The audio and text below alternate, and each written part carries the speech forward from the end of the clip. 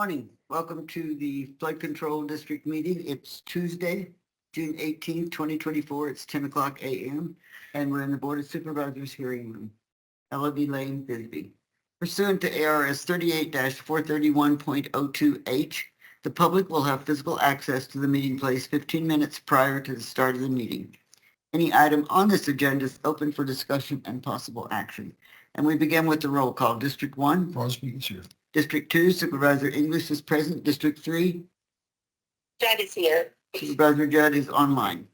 We have a complete board this morning. Members of the public may also attend this meeting by Microsoft Teams, computer or mobile app, or by phone by calling 602-609-7513 or 888-680-6714. Conference ID 679-160891#. If you have trouble accessing this meeting remotely, call 520-432-9200 for directions. The board may permit public comment during the discussion of any item on this agenda. To speak on an agenda item, complete and return the speaker request form to the clerk of the board by 9 o'clock a.m. on the day of the meeting. We have one action item, and I'm looking for a motion to put it on the floor. Madam Chair, I move we approve grant agreement WC 6-229-2024 between Water Infrastructure Finance Authority of Arizona and Cochise County Flood Control District for the Coyote Wash Stormwater Management Initiative in the amount of $3 million effective on signing. I have a motion and a second. Ms. Watkins? He's our Director of Engineering and Natural Resources.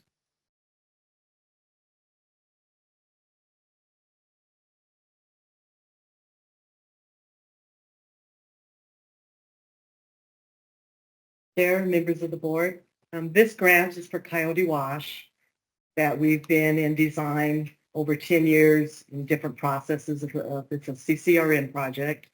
And this $3 million is to be added to the $2 million we already have for the project. We are at 90% design on the project. And with this grant, then we will be able to construct this the first part of next calendar year, 2025. Okay, and for the benefit of the public who may not have been following this for 10 years, what is the project? This project will take the 2-year storm event that comes down Coyote Wash from the upper watershed that's within the city of Sierra Vista city limits and divert it into an old gravel pit and then slowly release it back into the wash to enhance the groundwater recharge. It will decrease the flooding across Molson Road at the one dip section. There was a fatality there over 10 years ago.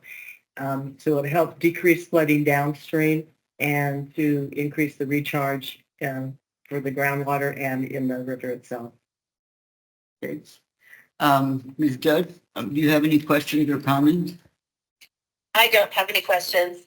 We've been talking about this and glad to see it happening finally. Okay. I do have one member of the public who wishes to speak on this and on Teams. Ms. Girodette? Yes, thank you. Good morning, supervisors. Tricia Girodette in Sierra Vista. Yes, I've been following this for its 10 years, and it will be good to follow its construction and measure what it accomplishes. I just want to ask a couple of questions because it's an action item and not call to the public. It's not clear to me if there can be engagement in terms of me asking a question and answering.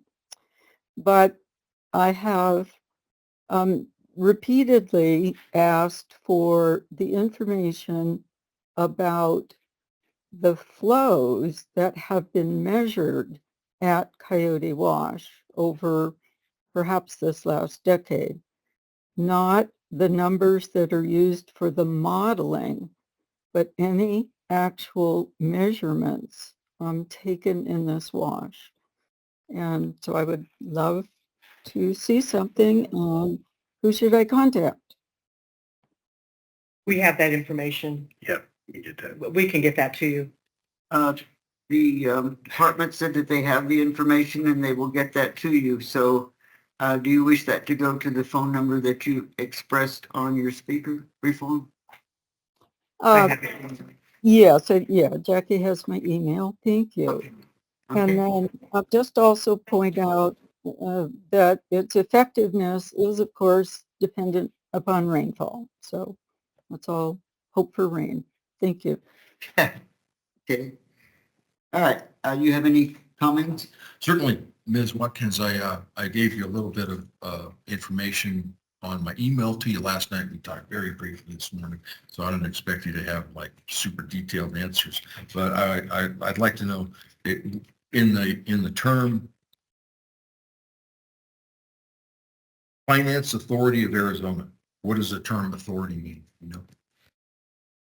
That's what they gave them from the state legislature when they did the WIPA grant. They're the legislative body that handles these funds for grants. Okay, so it's grants. It's, And loans. and, Pardon? And loans. and loans. Okay. They have been in probably 20 years at least that I'm aware of, that they give loans to water companies for potable water systems and grants that they're doing with this round of the WIPA stuff. Is the county match 25%? Correct.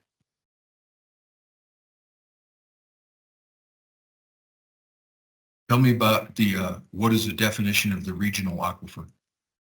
Regional aquifer is the Upper San Pedro aquifer from the Narrows in Charleston south to, well, you'd go all the way to Cananea, but the regional for in the U.S. would be to the Mexican border.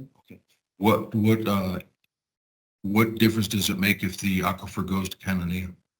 That's just where the groundwater basin is it goes down to there. Okay. But we have no jurisdiction over what happens in Mexico. I see. So if the law changed, then potentially we could, like, well, EPA regulations and so on. I think he said something like, if they change the laws, then this provision where we're doing, in the future, we're going to do reasonable and necessary things to cooperate in all ways. And I said that seems very open-ended to me. And so that's why I tend to like put on the brakes when I see something like that, a statement like that. This grant was kind of a generic grant.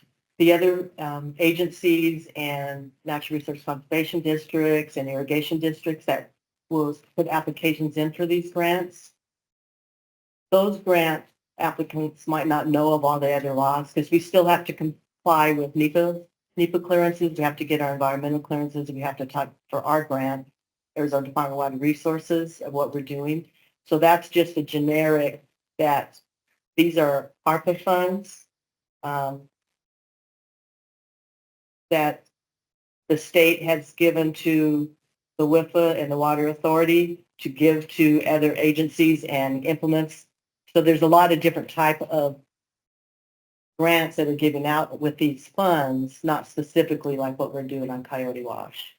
Thank you, Ms. Watkins. That was a very good, very detailed answer, and I appreciate that. And it is because there are so many laws that almost nobody could know them all. I mean, almost any subject that we run across here on the board, that for me to sign up to cooperate in all ways when I can't possibly know what all those ways might be especially in the future and the amount of laws that we already have. So that was my point in asking the question.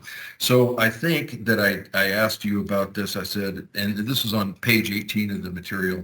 And again, I don't expect you to be able to come up with, you're doing really great coming up with answers, but the last sentence on page 18, paragraph 5 says, potentially additional supplies to water users downstream. And so I don't know if you're familiar with that or not, but what potential additional supplies are we talking about? Groundwater supplies to Okay. people downstream from Okay. Coyote Wash itself. The wells, there's homeowners' wells that are downstream, so this could enhance their water table in their wells. So is that augmentation? Augmentation would imply that we're bringing water from outside sources, outside the basin, but This is actually, more like supplementing because we're taking flows that would otherwise run out of the system, attenuating those flows and getting them back into the groundwater aquifer. Okay, I appreciate that. I think that that's another line that I'd like to see drawn. That's augmentation. That isn't augmentation because what I think, if I understood you correctly, you're saying augmentation means that you're taking water someplace that's out of the aquifer that it started in. Right, and we're trying to do just the opposite here, where we're trying to recreate the natural flow regime of Coyote Wash, which would be the amount of water that would get back into the aquifer or run to the San Pedro River if there was no development in Sierra Vista whatsoever. But because of development in Sierra Vista and impermeable surfaces, there's a lot more stormwater runoff coming off of the hard surfaces in the city that runs out of the system. So this project is meant to try to recreate pre-development conditions, slowing down those flood flows so that water ends up into the aquifer as opposed to running out of the system.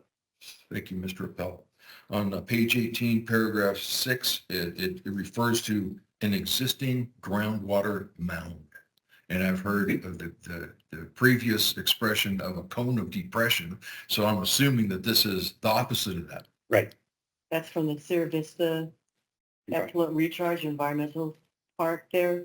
They have created a mound of groundwater downstream from their effluent recharge ponds, just on the other side of Mosen Road. And so this will then connect with that groundwater mound also. Will help. How do you know that there's a groundwater mound? They've been monitoring it. They've been monitoring the Environmental Operations Park since 2002 was when that project came online. Yes. Okay, last I knew, the groundwater level was 25 feet there. You concur with that? It's daylighting at certain points depending on the season. Okay.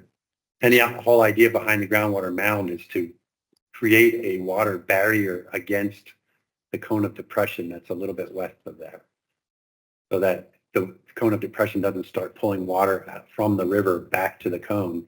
This groundwater mound serves as like a barrier to that happening. It's intercepting it. It's interesting. Are you convinced now that it's a good project? We've been working on it for 10 years. Okay.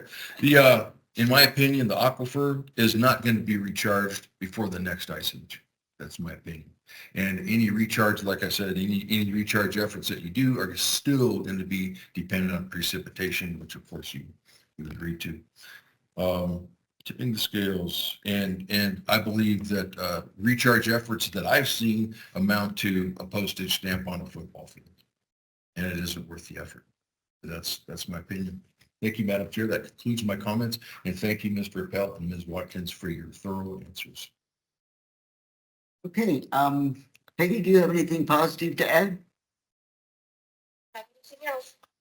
Okay, we do have a motion and a second on the floor. So if there's no further discussion, I'll call for the vote. All those in favor, say aye. Aye. Chair votes aye. All those opposed, say nay. Nay. 2-1, and the motion passes, and we are approving the grant. Having no other business for the Flood Control District Board, our next meeting is now for the regular board supervisors, so I will adjourn this meeting.